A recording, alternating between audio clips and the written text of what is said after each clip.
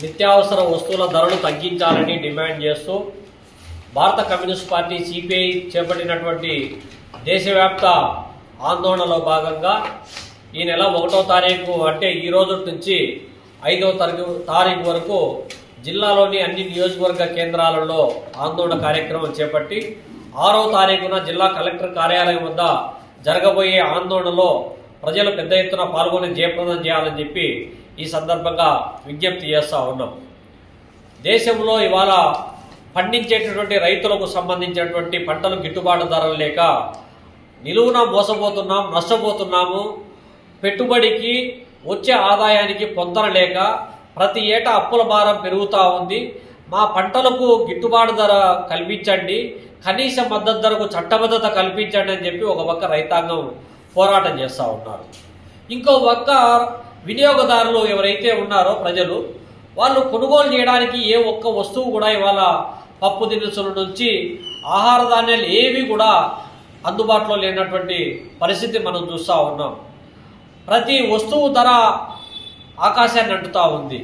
దాంతోపాటు ఇవాళ petrol, diesel, gas ధరలు అడ్డు అదుపు లేకుండా పెంచబడతా ఉన్నాయి.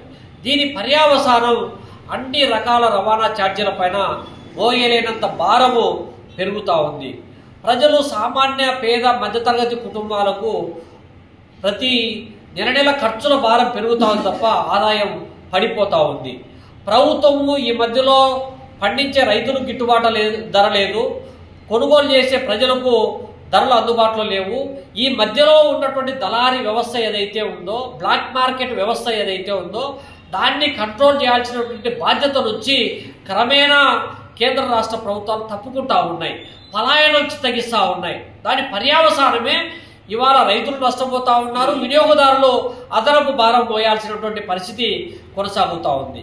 ఇంకోవైపు పాలక ప్రభుత్వాలు చెప్పేటువంటి మాట ఏమంటే ప్రతి ఎన్నికల సందర్భంలో కూడా ధరలు అమాంతం పెరుగుతూ ఉన్నాయి, రైతులు నష్టపోతున్నారు కాబట్టి ధరలను అదుపు చేసేటటువంటి ధరల స్థిరీకరణ నిధిని ఏర్పాటు చేస్తాం, తద్వారా ఈ బ్యాలెన్స్ను పూడుస్తామని చెప్పి చెప్తా ఉన్నారు. కానీ ఆచరణలోకి వచ్చేటప్పటికి ఎక్కడ కూడా దానికి సంబంధించిన డబ్బులు కేటాయించేటువంటి అంశంలో ఎక్కడ ఇది చేయడం లేదు.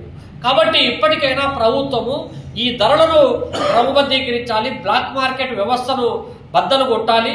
ఆ విధమైనటువంటి ఒత్తిడి కోసం జరుగుతూ ఉన్నటువంటి ఈ పోరాటాన్ని ప్రజలు పెద్ద ఎత్తున పాల్గొని మద్దతు తెలిపి జయప్రదం చేయాలని విజ్ఞప్తి చేస్తా ఉన్నారు.